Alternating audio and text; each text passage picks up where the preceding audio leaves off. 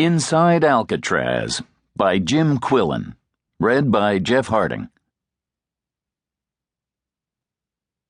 I wish to dedicate this book to my loving wife, Leonie Marie Quillen. Thank you for your patience, encouragement, and understanding of the mood swings I experienced when recalling the unpleasant memories necessary to write this book. Had you given less, it would never have reached completion. Author's note. This book is an autobiography describing the progressive and insidious nature of involvement in crime. It illustrates how minor infractions of the law, if unchecked, may escalate into major criminal activities. The ensuing consequences may be death or years of incarceration, humiliation, and degradation.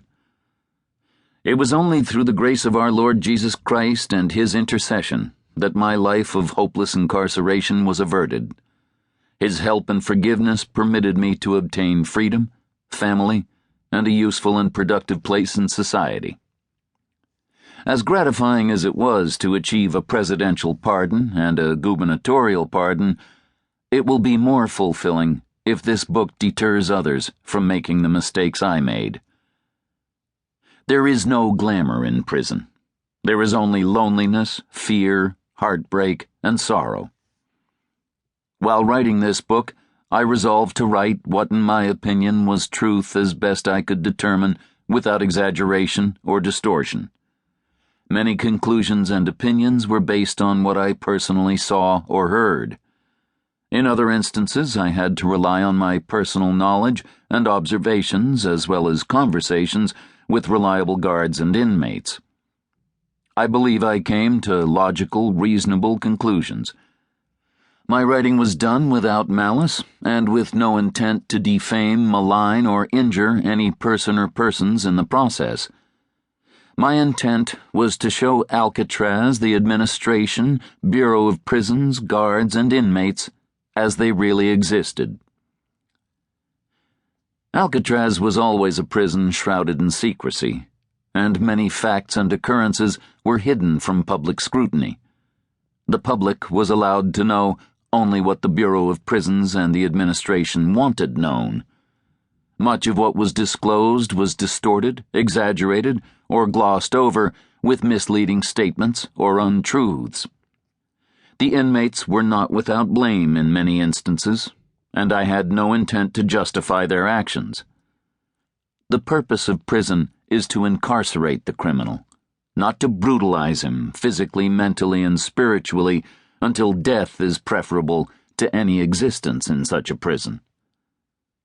I will let the reader decide if this is what drove some inmates to atrocious actions.